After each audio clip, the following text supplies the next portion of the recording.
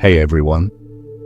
Tonight we journey not on a city street or along a quiet field, but beneath a sky that opens inside stone, where a waterfall sings to the night, Meteor Falls. Before you get comfortable, please take a moment to like the video and subscribe if you enjoy these calm journeys through the worlds you love. And tell me in the comments where you are tuning in from and what time it is there. I love seeing how far these stories travel and when they find you. And as always, which Pokémon do you think we'll meet first? Now let the room be still.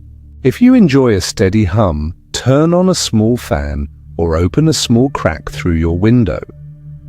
You might want to dim the lights or light up a cozy bedtime candle. Take one slow breath in through the nose and one soft breath out through the mouth. Feel your shoulders lower, let your jaw unclench. This time is yours. Tonight, we are not rushing, we are not conquering, we are wandering. We are moving through a place made by skyfire long ago, a place where a stone from the stars struck the earth and left a quiet cathedral behind. Here a river falls through an open roof and writes music on the air. Mist hangs in a permanent rainbow when the sun is up, and at night the spray becomes a silver veil. The rock carries strange glimmers when light touches it. The walls hold minerals, not born here, but carried by heat and pressure and distant journeys. In the upper passages, the air is dry and old. In the main cavern, the air is cool and wet, full of thunder, softened by moss. In the deeper rooms, the world is still, with a steady breath that feels like the cave itself is asleep. Dragons have claimed the high and arid corridors. Water dwellers keep the pools fed by the falls. Creatures that love the quiet of night speak to the stone with sound and with patience. So take a breath and let us wander together into Meteor Falls. The night outside is soft and blue. A breath of wind runs along Route 114 and lifts a little dust. You follow a path of worn stone toward a break in the cliff where water sounds like distant applause. The ground turns damp underfoot. The air cools. Lichen brightens in the corners where spray has kissed the rock for years. A single step brings you under the arch, and the roar grows gentle, not louder, only closer, as if the cave has cupped its hands around the water to make a lullaby. The first chamber opens with no effort. One moment you are in a passage, the next you stand inside a bowl of stone the size of a small valley. Far above, the roof is torn wide. The sky looks down. Stars sit in a dark pool and the moon leans on the rim of the opening. From that torn circle, the waterfall drops in white ribbons. It steps over ledges, gathers again and falls once more. Each tear throws a fine mist that drifts across the chamber like breath. The ground near the pool is moss and gravel and smooth bedrock polished by patient water. You step closer. The sound fills your chest and softens your thoughts. At the pool's edge, Goldeen drift like living lanterns, their tails like silk fans that never tire. They turn with small flicks and pass through bands of moonlight that make them bloom bright, and then dim again. A group of magic carp wait where the flow enters, noses set into the push of water. One lifts and spills in a quick arc, a simple practice of strength, then settles back into the current and rests. The lesson is old and kind. Effort, then ease. Effort, then ease. Along the near wall, stone shows a sheen that does not belong to ordinary rock. Under your lamp, thin seams glow with a color like dusk held inside crystal. A small scatter of stardust glints in a shallow crease. You touch none of it. You only watch. The cave is generous when you are quiet. Zubat emerge from a high crack. Hundreds of small bodies moving like a river made of wings. You hear them before you truly see them, a thin tone in the air that is not sharp, not loud, only exact. They write maps you cannot read with sound you can feel on your skin. They pass over the spray, skim the cool air, and settle again in a seam of shadow where warmth gathers near the rock. One circles lower and draws an invisible arc that ends above your shoulder, then tilts and rises back to the fold. You nod to the dark. The dark nods back. Not far from the main pool, a shelf of stone rises in wide steps. Water coils down the steps like silver rope and vanishes into a run that threads the chamber floor. You climb to the second step and sit. Your pack rests against your leg. When you open it, you find nothing you urgently need. The cave provides the pace, the air, the sound. Your pulse slows, your breath joins the fall. From here you can see the far side of the room where the wall bends inward and the spray hangs like a curtain. Beyond the veil, a flicker of pale gold turns slowly. You stand and walk along the curve. The spray cools your face and hands. Droplets cling to your hair and make the lamplight halo for a moment, then disappear. Behind the veil, the tunnel is dry. You step through and stand in a narrow corridor whose ceiling is low and whose floor is a smooth trough worn by old flow. The gold flicker reveals itself as a soul rock floating near the wall. It does not speak. It does not need to. Heat hums around it like the memory of noon. Tiny motes of mist pass near its surface and brighten, then fade. Its eye watches without judgment, seeing movement, sensing breath and thought as color and heat. Across from it, the wall holds a shallow cup of clear water. You see your reflection there, trembled by a fine ring when a drop falls from a distant seam and lands. The corridor narrows, then opens to a side room where the floor is dry and dust holds the marks of claws and tails and careful feet. The air is still. The smell is clean stone with a trace of iron and a hint of scorched dust. The ceiling arches like a rib cage. Along the back wall, ledges step upward into shadow. You wait and listen. A small shape shifts behind a ridge. A Bagon steps into view, blue back bright in your lamp, head plates dull and strong, eyes bright with a focus that can only be described as determination without hurry. It climbs to a higher ledge, crouches, and looks toward the open sky far away in the main cavern. It lowers its head to the rock beside it and taps once, as if greeting the stone. Then it leaps, not to fly, but to test. It lands low, slides a little, and stops. It begins the climb again. The ritual is old, carried by blood and by dream. You smile. The room accepts the smile and keeps the secret of practice. You leave a neat line of small gifts on a flat rock near the entrance to that room. A simple Pokeball, clean and sound. A super repel in a tidy bottle. A wrapped cloth folded around a bit of stardust. A star piece set on top like a small sun. You arrange them with care and return to the corridor. The passage rises and the air grows drier by slow degrees. Moss gives way to dust. The sound of the falls softens to a hum that you feel more than hear. A breeze from a high crack carries the scent of night air and a faint sweetness from plants growing somewhere far above the cliff.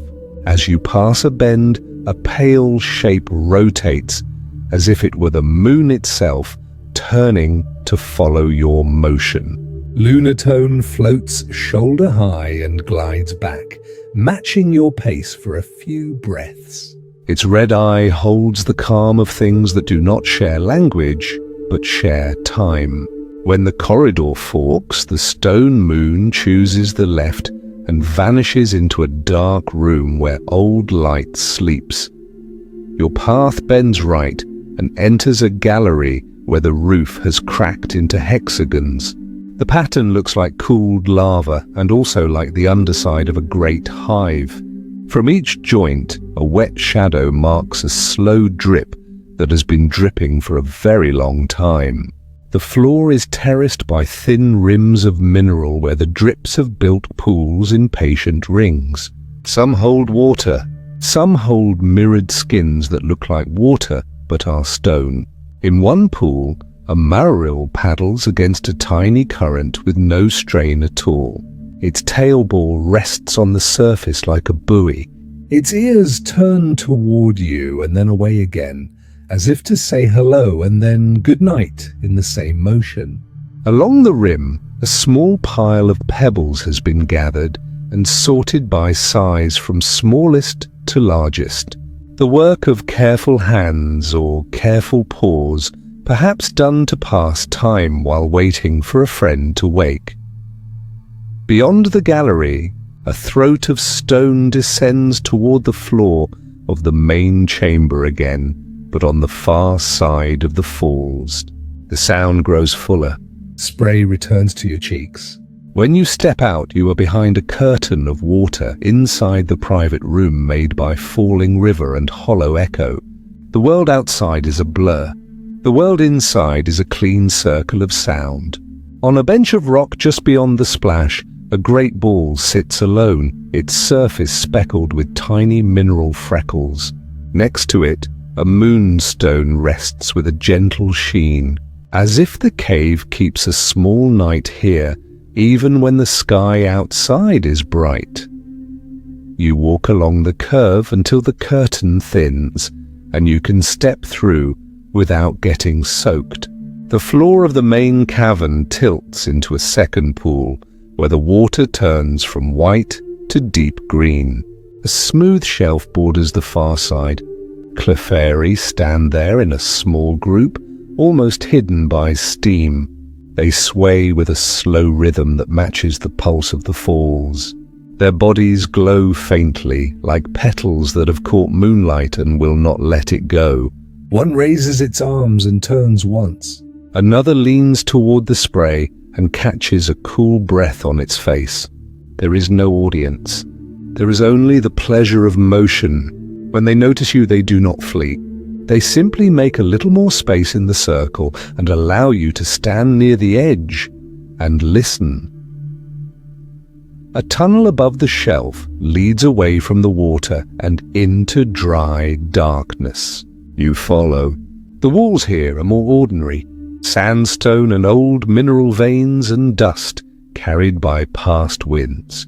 The track shows claw prints deep at the toe and shallow at the heel, as if heavy bodies have passed here with curious care. In a high niche you see a pale white oval set among a cradle of stones.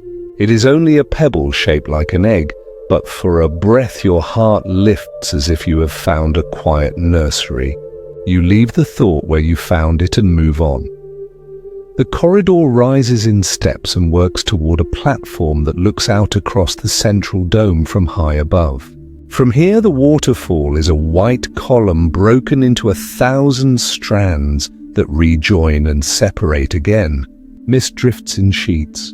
In the open roof the moon sits lower now. Stars wheel slowly without effort. Wind crosses the opening and drops a fine breath that smells of hillside and night flowers and a little soil warmed by day. You sit with your legs over the edge and let your feet dangle where air has been falling for a very long time. The mind lights and dims with the regular rise and hush of the water. A sound like cloth being drawn across stone rises from behind. You turn and see a Shelgon at the edge of the platform, round with armor plates, quiet as a held breath. It does not come close. It does not retreat. It simply faces the wind and waits. Under the shell, work is happening, the kind of work that uses all the patience a body has stored. The room feels respectful. You look back at the falls and keep your movement small so as not to disturb the labor you cannot see. When you stand, the path leads to a narrow balcony that threads along the dome wall toward a shadowed doorway. There, the air is warmer, as if the night outside keeps a small fire. The doorway opens to a long, dry hall that smells faintly of old ash and clean dust. Scattered along the ground, you find hints of travelers who have moved through this place and left small kindnesses. A great ball with a thin scratch like a crescent moon. A folded cloth with a bit of stardust tucked inside. A map corner torn clean along one edge. You arrange them into a neat row where passing feet will not disturb them and keep walking. The hall bends and rises. A window in the stone pours a strip of moonlight across the floor, and in that strip dust swirls in a slow current like a river of air. You kneel and press your palm to the lit stone. It is warm from a day you did not see. The warmth enters your hand and flows up your arm, not heat, but memory of heat. Your shoulders soften. A small sigh escapes without effort. Ahead, the hall narrows and then opens all at once into a chamber that has never known mist. The air is still. The floor is clean dust and gravel. The roof arches in ribs that meet at a high point, and in that point a small slit of sky shines like a thin coin. On a ledge near the far wall rests a stone like a claw. It carries a shape that suggests motion even in stillness. Dragon claw placed with quiet ceremony by a hand that wanted to leave a sign for those who listen. You bow your head and leave it as you found it. A soft scrape draws your eye to a fire-colored flicker near a side passage. Two bright eyes reflect your lamp, then dim again. Drudigon steps into the arch, head rough and strong, wings like thistle, leaves half open as if to catch the last warmth of the night. It moves with certainty and stops a polite distance away. The breath between you is steady and simple. It studies you. You study it. The exchange holds no demand and no fear. When the air shifts, Drudigon turns away, pushes its claws into the dust with a sound like dry leaves, and vanishes back toward the dens it has claimed. The side passage climbs gently through a set of switchbacks. Your hand finds a groove in the wall where many hands have steadied their step. The groove is cool and smooth. Above the last switchback, the ceiling lowers and the rock feels close and friendly. You duck through and emerge onto another balcony, smaller and more private, that looks into a quiet hollow. The hollow holds a pool the size of a small room. The surface is dark and reflective. On the far lip, a Azumarill stands with its ears rolled to keep them dry. It leans forward and listens to the pool, not with eyes, but with every part of its body that can sense a tremor. When the water whispers, it tilts its head and smiles the kind of smile that belongs to creatures who know where to find breath under the surface and how to lend that breath to others when needed. It does not move while you watch. It does not need to. The message is complete without motion. You descend to the pool and follow the overflow where it threads back to the main run. Here the stone dampens again. The air tastes fresh. The sound of the waterfall returns not as thunder, but as the endless hush that persuades the heart to put down its load. You pass a niche where a careful cache waits. An ultra ball polished by many fingers. A small satchel of dried moss. A short note burned into a slice of bark. Not letters, just a simple star. You straighten the satchel's strap, place the star slice on top, and step away. The ground eases into a slope of pebbles that crunch softly under your boots. The pebbles give way to a smooth floor where water once ran and now only dreams of running. The ceiling rises and with it your breath. The dome returns at a new angle and the waterfall swings into view like a white banner seen from a high seat. For a long moment you do nothing. The cave is speaking. You listen. The spray drifts in long strands. The air smells of stone and clean water. Somewhere out of sight, a whiscash turns in its nest of silt and feels the tremor of the falls in whiskers that can sense rain before it arrives. Somewhere above, Golbat change their weight on the roost and make a small sound like new pages sliding against old.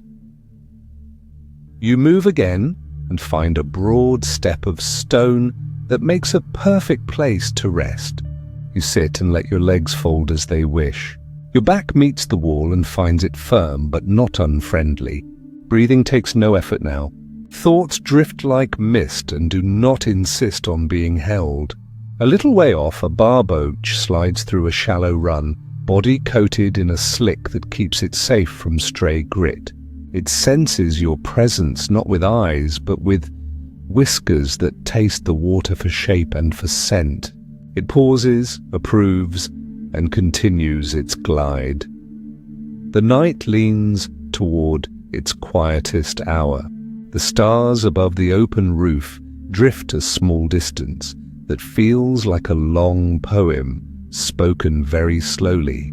You think of the meteor that made this place and the long patient work that followed. Catastrophe began the cave. Gentleness perfected it. The waterfall does not hurry the stone. The stone does not resist the water. They meet and make a room where breath can find its natural speed again. You rise and stretch in a way that does not break the spell of the chamber. The path forward bends toward the upper dragon roosts and the old dry corridors where dreams of flight thicken the air. Your steps make a soft pattern on the dust, a pattern that joins all the other soft patterns left by travelers who came to rest and not to rush. The cave receives the pattern and hums its low, even note. You feel the hum in your chest and smile without effort. You walk on calm and unhurried, carrying with you the sound of falling water and the patience of stone. You follow the curve of the wall until the steps run out and the floor becomes a broad ramp, steady and dry, leading toward the high passages. The sound of the waterfall recedes to a gentle hush that folds into the stone. Air moves lightly here, carrying a faint scent of dust warmed by memories of sun. Your lamp glows against pale mineral lines that run like quiet threads through the rock. Each line is a history written slowly and without hurry. The ramp narrows and passes under an arch that was once a fracture and is now a doorway. Beyond it, the ceiling climbs and the walls lean back, opening into a hall whose floor holds the soft record of claws and tails and careful feet. The dust is fine, silvered by tiny shards that glitter when your light crosses them. You stand at the threshold and listen. The cave answers with the small sounds of sleeping things, a brush of scales against stone, a slow exhale that seems to come from everywhere at once. A side shelf holds an orderly row of small offerings. A great bowl with a shallow scratch that looks like a crescent. A full heel sealed in glass that catches your light and bends it. A plain Pokeball polished smooth by many hands. A short twist of cord tied around a folded cloth. You set a star piece on the cloth as your thanks its gentle shine like a tiny ember and walk on. The hall lifts in a set of shallow terraces. On the first terrace the dust is cool and undisturbed. On the second, a faint track curves to a low alcove and back again as if someone paced while thinking. On the third, you see the shape of hope pressed into the ground. Small round steps, then a smooth slide, then the same steps again climbing. Bagon have been here, working at their dream with patient bodies, turning desire into practice and practice into strength. You sit on the edge of the terrace and wait without seeking. In time, a blue shape appears at the far end of the hall, moving with a careful, measured gait. It pauses, looks up toward the roof and then toward a ledge no higher than a person. It crouches, rocks forward, and springs. For a moment the world holds its breath. The arc is clean and honest, and the landing is a soft skid that ends with a small puff of dust. The Bagon stands very still, as if listening to the way the cave received the attempt. Then it nods, calm and certain, and climbs back to try again. You feel your own chest ease with quiet pride that is not yours alone. Farther in, the stone thickens into ribs that feel like the bones of a great creature at rest. Between the ribs, small pockets open, each with its own air and its own silence. In one, a shelgon waits, a white shell with calm breath beneath it. The plates carry a dull sheen that looks like moonlight held and cooled. You sit a little distance away and match your breathing to the slow rhythm within that armored room. You do not touch the shell. You do not speak. In stillness, you feel the silent work inside. Cells turning and turning, a body preparing the shape of its next life. You leave a small line of stardust near the pocket, no larger than a fingertip, not as a demand but as a blessing. The dust lays like a thin galaxy on the stone and will be brushed away by time. The giving is enough. The terraces rise toward a balcony cut by nature into a long curve. It looks into a chamber that opens under the torn roof. Wind moves across the opening in a slow tide, and stars shift in the dark water above. The floor of the chamber is clean stone marked by ancient flow, smooth as if the rock once dreamed of being a river. Heat lingers here, a soft warmth that could be the memory of day or the long release from bodies that love these heights. A shadow crosses the opening and is gone. Another passes and returns, larger, slower, confident. The air presses and lifts, and a deep hush settles like a hand laid gently on a drum. You look up, and the shape reveals itself with no need for fear. Salamence glides the seam of sky, wings wide and sure, a curve of red that drinks the last of the night. It circles once, and the wind answers by smoothing itself along the walls. The great body tilts, banks in a slow figure, and draws a line of patience through the open roof. The heart in your chest answers in a rhythm that is older than speech. Joy without noise, motion without strain, Salamence does not descend. It keeps to the high air where it belongs, where the cave meets the sky and the sky agrees to be part of the cave. When it turns away, you feel no loss. You feel completed. It is enough to have shared the hour with a creature whose dream became a body. Along the balcony, a shallow niche holds a trio of items, a smooth plate of stone incised with a claw-shaped sign, the gift of previous travelers who saw dragons and wished to honor them. A small tin that smells of clean oil for scale polish. A carefully wrapped packet with a note drawn in dust, not letters, only a simple arc and two short lines, the shape of wings. You add nothing. You straighten the packet and move on. The balcony tapers into a narrow ledge that carries you toward a passage with a low lintel. You duck and step into a dry tunnel whose floor bears marks like parallel streams. Iron has bled through this rock in veins that are dark and subtle. As you follow the bends, the air cools and the sound of water returns as if the cave is humming a comfortable song under its breath. The tunnel opens above a pool fed by a thin fall that flows like silver thread. The surface is clear enough to see the round stones at the bottom and the slow shadow that moves with purpose. Whiscash rests in its nest, whiskers extended like the branches of a patient tree. It does not stir when your light ripples along the ceiling. It feels you through the water, a new shape among familiar currents, and accepts you because you offer no hurry. A barboach slips along the rim where mud keeps secrets, and then vanishes into a shadow that looks like a soft thought settling to sleep. At the pool's lip, a tidy cache has been left by thoughtful hands. A full restore, a clean cloth, a small coil of line, a tiny roll of dried herbs. You set a great ball beside them with its latch facing outward and walk on with the comfort that these things will help someone who comes through more tired than you.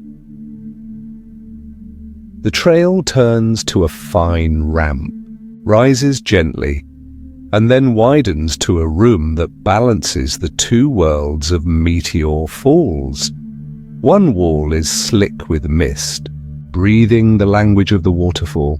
The other wall is dry and lined with stone that holds heat. Between them, a floor smooth as bone offers a place to sit that feels better than any chair. You rest and watch the air pass from wet to dry and back again as currents trade places. In the wet corner, Marill spins in a lazy circle, tailball bobbing like a tiny moon. In the dry corner, a Dradigon passes through a crack and pauses, head turned, the plates along its jaw, a map of old battles and older seasons. It watches you for a long inhale. It releases you with a slow blink. It leaves with sound like paper across slate. When you stand, a path leads upward through a tall slot. The floor is ribbed by the old work of water, steps not carved by hands but offered by geology. You place your feet where the lines suggest, not as an order, but as a kind instruction. At the top, the slot opens into a loft where the roof hangs low.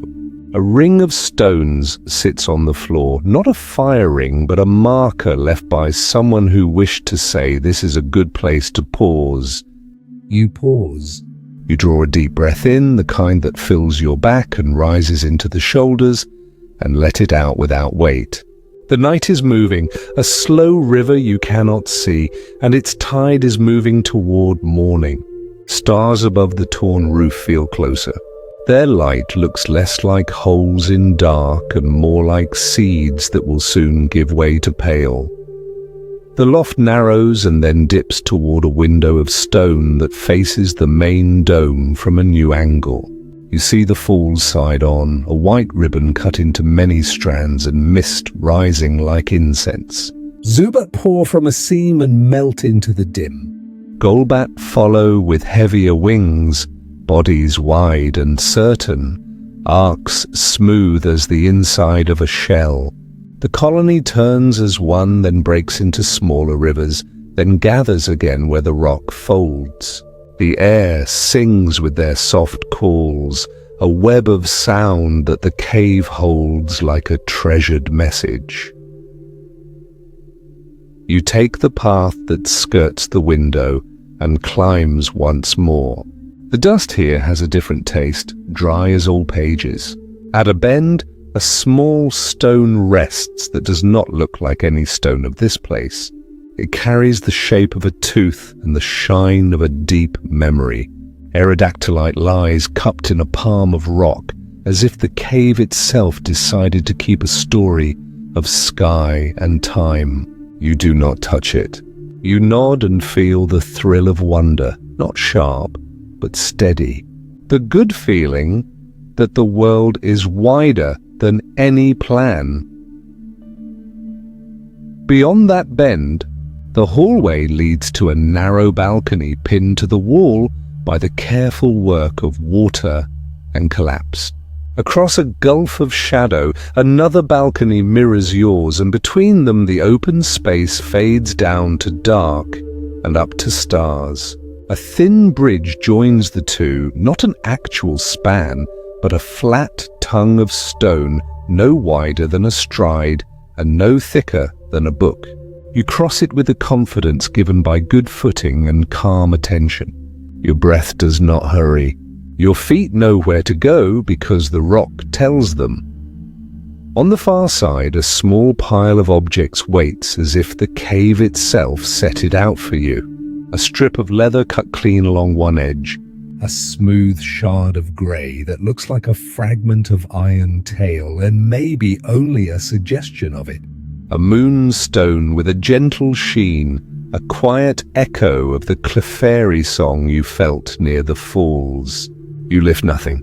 You leave a tiny piece of stardust near the moonstone and whisper a thank you that is more breath than voice.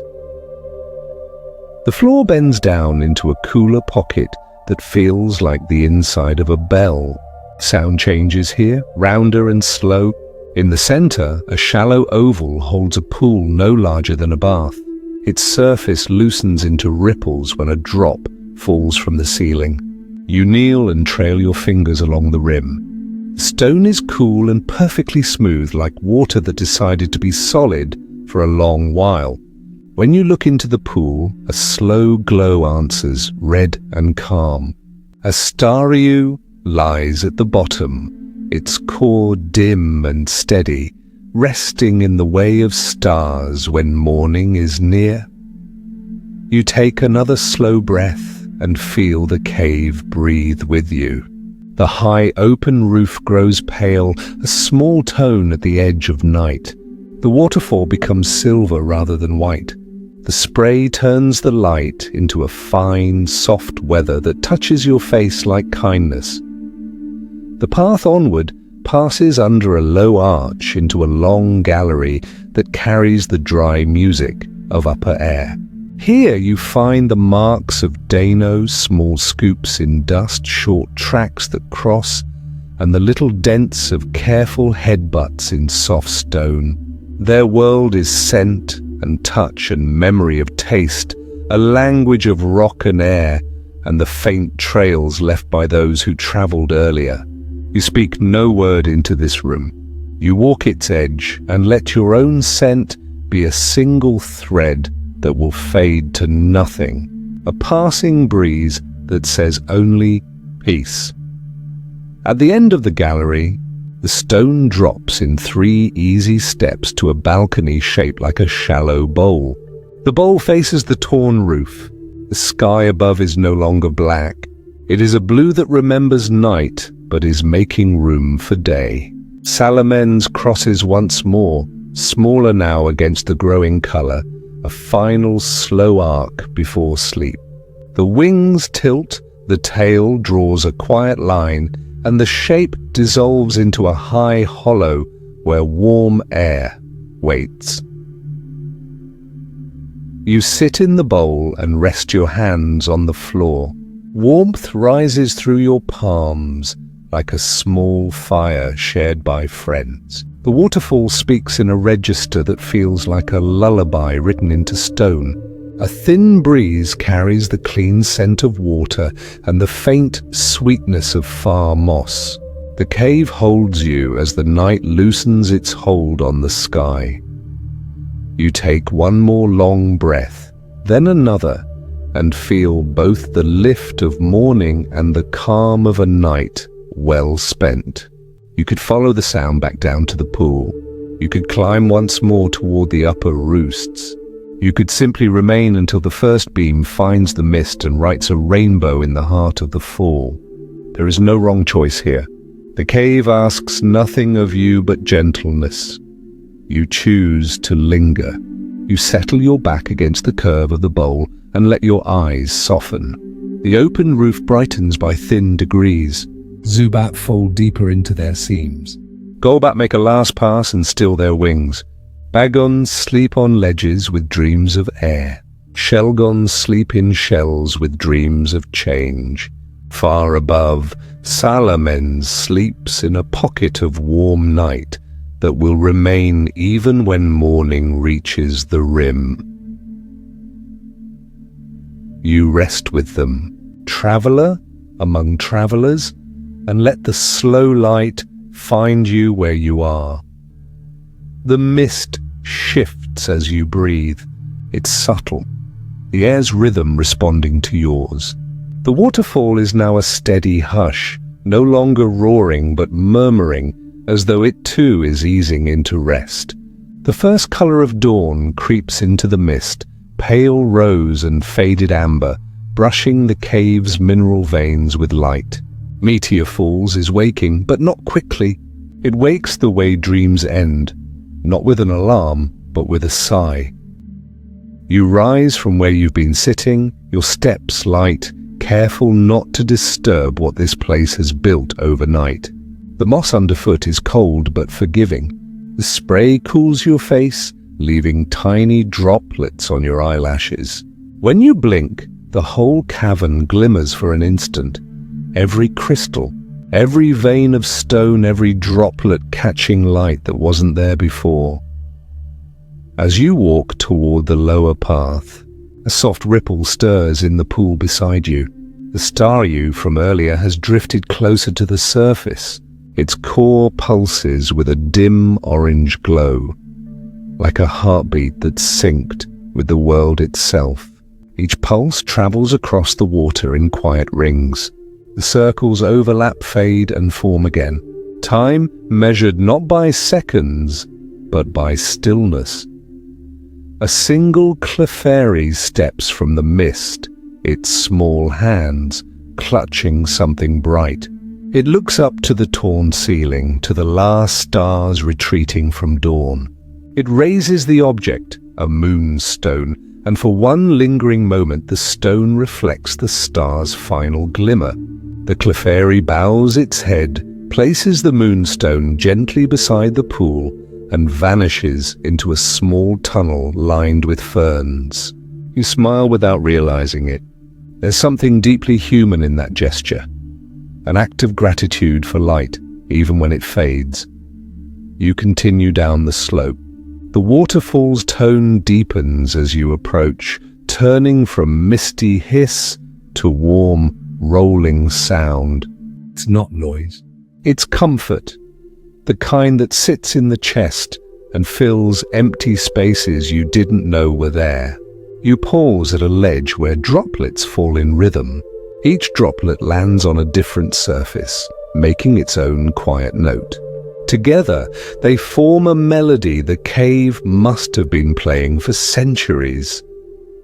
Across the pool, a lunatone hovers, faint and distant. The rising light gives its surface the texture of pearl. It drifts slowly upward until it reaches the edge of the open roof, where night's last shadow still lingers. Solrock joins it from the opposite side, golden and silent. They orbit one another once, as if exchanging the shift between night and day. Then Solrock turns toward the new sun, and Lunatone retreats back to rest. The light entering the cavern strengthens. You can now see fine particles suspended in the air, shimmering as they descend through the mist. Meteor dust, perhaps. The cave's breath, maybe. Either way, it moves like snow that has forgotten how to fall. You reach the edge of the waterfall's basin and look down. The lower levels open beneath you like a sequence of sleeping hearts. Pools upon pools, each one feeding the next, each one quieter than the one above. The lowest basin glows faintly blue. Light refracted through hidden crystals beneath the water. It looks almost unreal, but the cool air against your hand says it's true. A soft splash breaks the moment. You look to the side and see Maril and Azumarill playing near the current's calmer bend. Their tails float behind them, round and buoyant, tethering them like small balloons to the surface. They move easily, joyfully, the water parting around their round shapes without resistance. When one disappears below, the other waits, watching the ripples, until a blue head breaks the surface again with a quiet laugh. You feel more than here. Past them, the rock walls change color, from silver gray to dark green. Moss thickens, climbing high.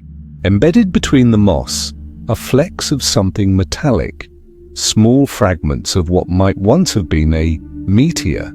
You brush your fingers along one. It's cold but faintly magnetic, humming like a tiny secret. The touch grounds you. This entire place, born from an ancient fall, now thriving with life that never knew the sky it came from. As you walk deeper, the sound of rushing water fades, replaced by a calm drip, drip, drip from somewhere unseen. A narrow tunnel branches off the main chamber. The air there is cooler, older. You follow. Your light reveals faint carvings along the wall. Nothing legible, just curves, spirals, and faint scratch marks left by claws over time. A family of golbats sleeps upside down in a cluster near the ceiling, wings folded tight, breathing slow. You tiptoe the way you would in a room where someone is dreaming. The tunnel narrows further, and at its end you find a still pool untouched by the falls. Its surface is perfect glass, so still that you hesitate to disturb it. When you kneel beside it, your reflection looks deeper than usual, like you're staring not just at water, but through it. Beneath the surface, faint shadows stir, small shapes, gentle motion. Then, faintly glowing, two Dano, their small forms nudging through the shallows, their heads bumping softly against one another. They are blind, moving by scent and touch, learning the world one gentle collision at a time. You smile at the innocence of it. Discovery without sight, trust without proof. As you stand, the cave seems to listen with you. The water ripples once, and then stills again. You take the longer path back toward the main falls, following a slope that leads upward this time. The higher you go, the thinner the mist becomes. The sound sharpens slightly, echoing across the rock walls in soft pulses. There, where the air dries again, dragon scales lie scattered near the edge of a high ledge. Some are tiny, dull, old. Others shine faintly, fresh from recent shedding. The dragons of Meteor Falls have been here not long ago. The ledge overlooks the upper reaches of the waterfall. The view is endless, ribbons of white threading through stone, the open sky framed by the ragged roof.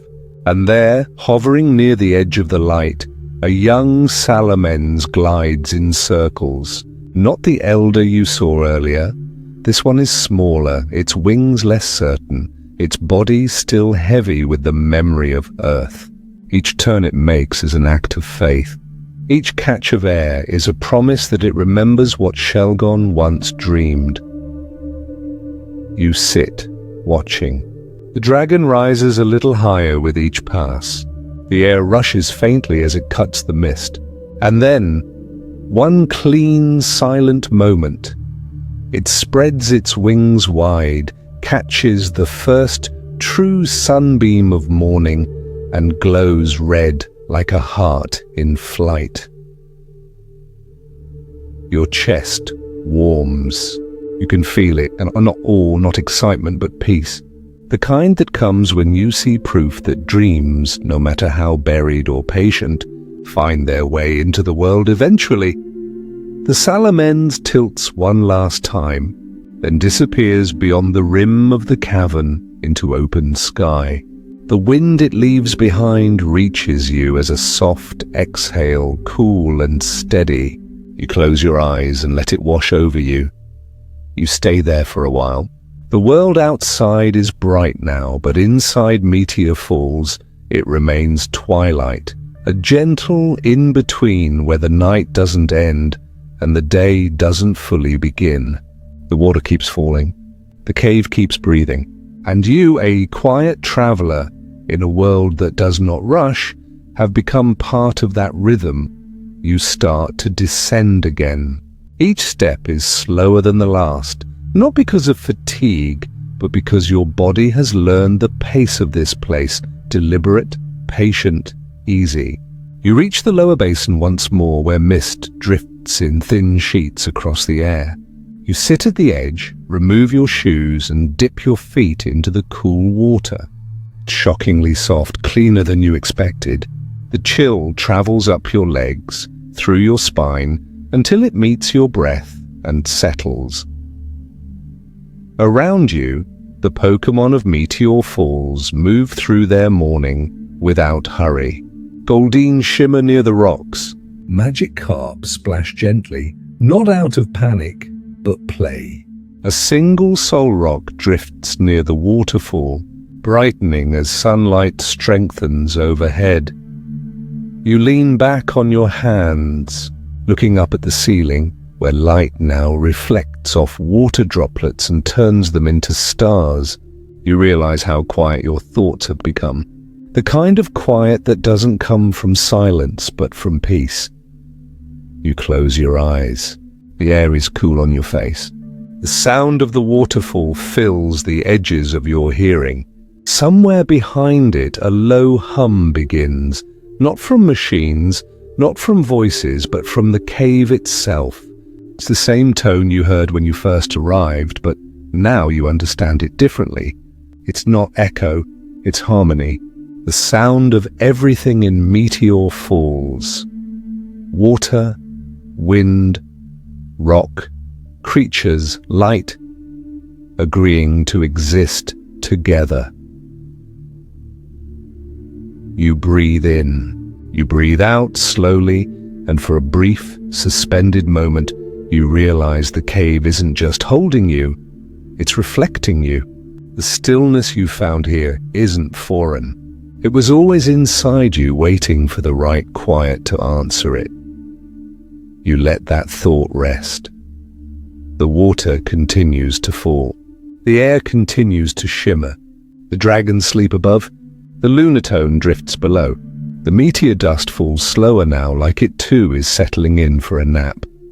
You rest your head against the cool stone. Your breathing evens out. Your eyes stay closed.